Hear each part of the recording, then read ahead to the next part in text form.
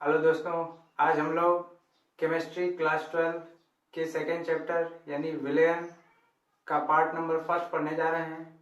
इस चैप्टर में हम लोग सबसे पहले विलयन और विलयन के प्रकार के बारे में जानेंगे। तो आइए शुरू करते हैं।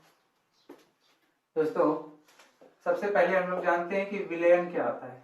What is solution? विलयन किसे कहते हैं? तो दो या दो से अधिक पदार्थों के समांगी मिश्रण को विलयन कहते हैं। दो या दो से अधिक पदार्थों के समांगी मिश्रण को विलयन कहते हैं। दो या दो से अधिक पदार्थों के समांगी मिश्रण को विलयन कहते हैं दोस्तों। जैसे कि नमक और जल का मिश्रण, नमक और जल का मिश्रण, नमक और जल का मिश्रण हो जाएगा। चीनी और जल का मिश्रण हो जाएगा, चीनी और जल का मिश्रण हो जाएगा। ये दोनों समांगी मिश्रण बनाएंगे अर्थात विलयन के उदाहरण हो जाएंगे। अगर कोई विलयन दो पदार्थों से मिलकर बनता है तो उसे दो द्विअंगी विलयन के नाम से जानते हैं। दो पदार्थों से मिलकर बने विलयन को द्विअंगी विलयन कहते हैं। द्विअंगी विलयन के नाम से जानते हैं। और अगर तीन पदार्थों से कोई विलयन बनेगा तो उसे त्रिअंगी विलयन के नाम से जानेंगे। अब द्विअंगी विलयन में जो पदार्थ कम मात्रा में उपस्थित होता है, द्विअंगी विलयन में जिस पदार्थ की मात्रा कम होती है उसे हम लोग विलेय कहते हैं। विलेय यानी कि सॉल्यूट के नाम से जानते हैं।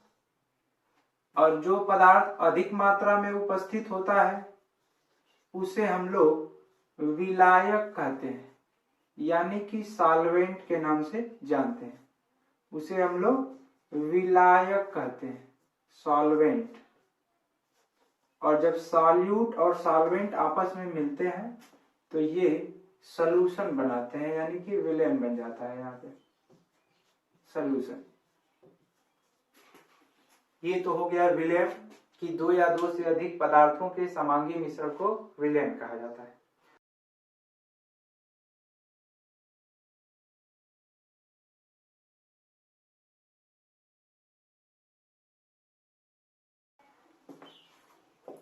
तो आइए दोस्तों, अब हम लोग पढ़ने जा रहे हैं विलयन के गुणधर्म के बारे में, यानी कि कैरेक्टरिस्टिक्स ऑफ सॉल्यूशन के बारे में। तो विलयन में कौन कौन से गुण पाए जाते हैं, इनको हम लोग पॉइंट वाइज याद करते हैं। देखिए, विलयन में केवल एकल प्रावस्था पाई जाती है, सिंगल फेज पाया जाता है। एकल प्रावस्था पाई जाती है विलयन में, यानी कि विलयन या तो केवल ठोस हो सकता है, या तो द्रव हो सकता है, या फिर गैस हो सकता है। दूसरा पॉइंट, विलयन में जो कण होते हैं उनका आकार 10⁻⁻7 सेंटीमीटर से लेकर 10⁻⁻8 सेंटीमीटर के रेंज का होता है। यानी कि विलयन के जो कण होते हैं वो 10⁻⁻7 सेंटीमीटर से लेकर 10⁻⁻8 सेंटीमीटर के रेंज में आते हैं। इतने आकार उनका इतना होता है। अब जो है अगला जो पॉइंट है कि विलयन के जो गुणधर्म है, विलयन के जो गुण हैं वो उनके घटक पदार्थों के समान ही होते हैं। यानी विलेय और विलायक के समान ही विलयन के गुण होते हैं, घटक पदार्थों के समान। जैसे चीनी और जल का जो विलयन होता है, इसमें चीनी मीठी होती है तो चीनी का जो विलयन बनता है वो भी मीठा ही होता है। और देखते हैं विलयन के जो घटक पदार्थ होते हैं, विलयन के घटकों को भौतिक विधियों द्वारा आसानी से अलग नहीं किया जा सकता है। विलयन के घटकों को यानी कि विलेय और विलायक को भौतिक विधियों द्वारा आसानी से या सरलता से पृथक नहीं किया जा सकता है, भौतिक विधियों द्वारा इन्हें अलग नहीं किया जा सकता है। विलेय और विलायक को आसानी से अलग नहीं किया जा सकता है। विलयन के जो भौतिक गुण हैं, भौतिक गुण जैसे कि क्वथनांक, गलनांक, घनत्व आदि, ये सभी के सभी जो है, जो भौतिक गुण जितने भी होते हैं, ये सभी के सभी विलयन में पदार्थ की सांद्रता बदलने के साथ साथ ये जो भौतिक गुण है ये भी बदलते जाते हैं। पदार्थ की सांद्रता बढ़ने पर इनके जो गलनांक, क्वथनांक या घनत्व आदि जो भौतिक गुण है वो विलयन के वो सारे बदलते रहते हैं। और विलयन जो है अस्थाई होता है। विलयन क्या होता है?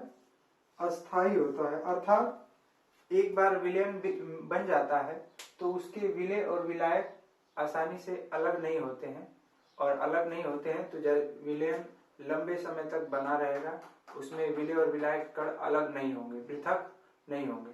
जैसे अगर चीनी और जल को मिला दिया जाए तो ऐसा नहीं है कि कुछ समय बाद चीनी नीचे बैठ जाएगी और जल अलग हो जाएगा चीनी से। एक बार चीनी और जल मिला दिया तो वो शरबत हमेशा के लिए बना रहेगा, लंबे समय तक के लिए। इसीलिए कहा जा रहा है कि विलयन क्या होता है? विलयन जो है अस्थाई होते हैं।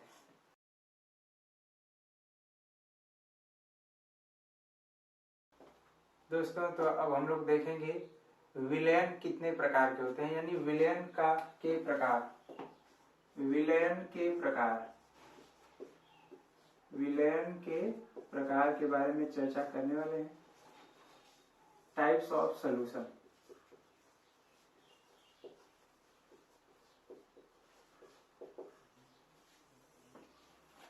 तो विलयन अलग अलग पदार्थों के आधार पर विलयन का वर्गीकरण भी कई तरह से किया गया है। जैसे विलेय की मात्रा के आधार पर अगर देखा जाए, विलेय की मात्रा के आधार पर, विलेय की मात्रा के आधार पर देखा जाए तो विलयन जो है 5 प्रकार के होते हैं। कितने प्रकार के?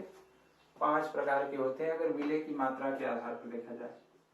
जिसमें पहला है तनु विलयन, यानी कि डाइल्यूट सॉल्यूशन। तनु विलयन, डाइल्यूट सॉल्यूशन। डाइल्यूट सॉल्यूशन क्या होता है दोस्तों?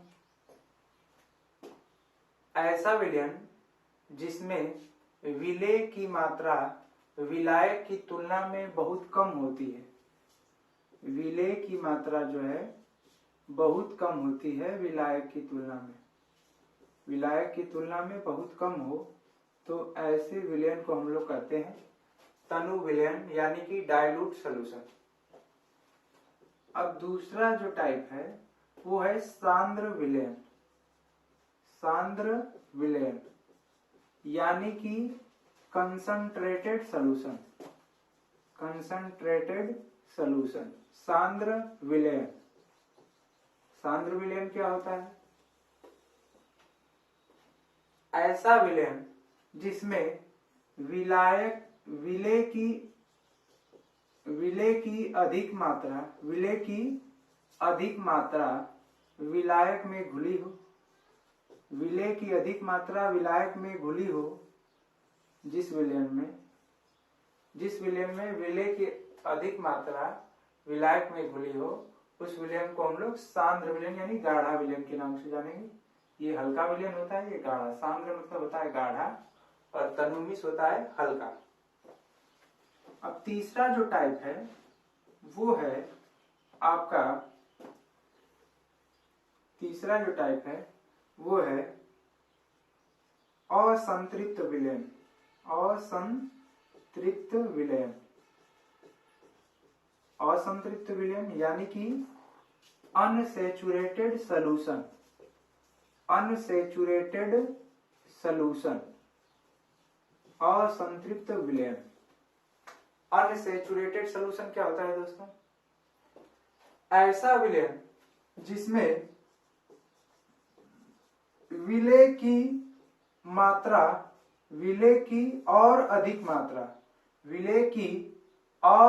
मात्रा विलायक में घोली जा सकती है और अधिक मात्रा विलायक में घोली जा सकती है, तो ऐसे विलयन को हम लोग क्या कहते हैं दोस्तों?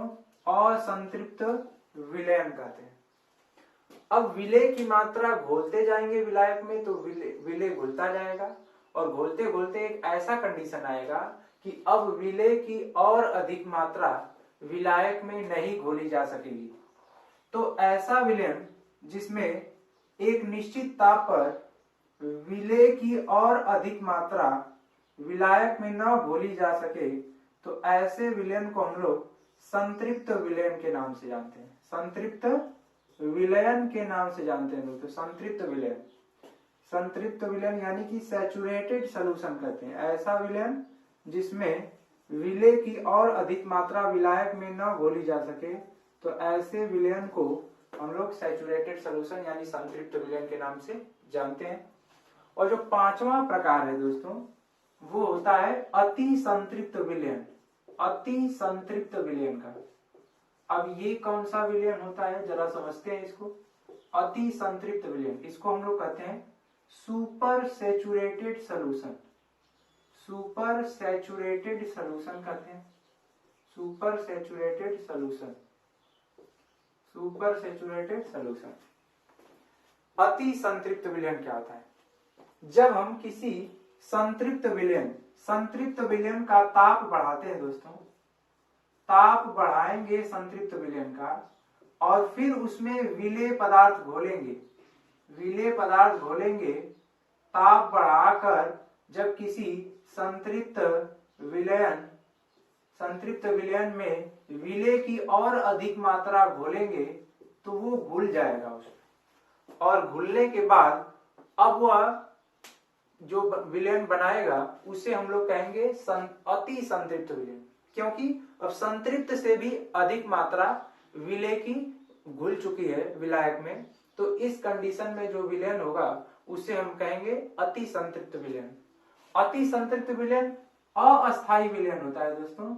ये कुछ ही देर बाद जैसे ही विलयन ठंडा होता है तो जो विलेय की अधिक मात्रा घोली गई रहती है विलयन में, वो विलयन से अलग हो जाता है और विलयन पुनः क्या हो जाता है? संतृप्त हो जाता है। तो अति संतृप्त क्या होता है? संतृप्त विलयन का ही जब ताप बढ़ाया जाता है तो उसमें और विलेय की मात्रा घोली जा सकती है, और जब घोल दी जाती है तो उस विलयन को अति संतृप्त विलयन के नाम से जानते हैं। ठीक है, तो ये था आपका विलेय की मात्रा के आधार पर विलयन का वर्गीकरण।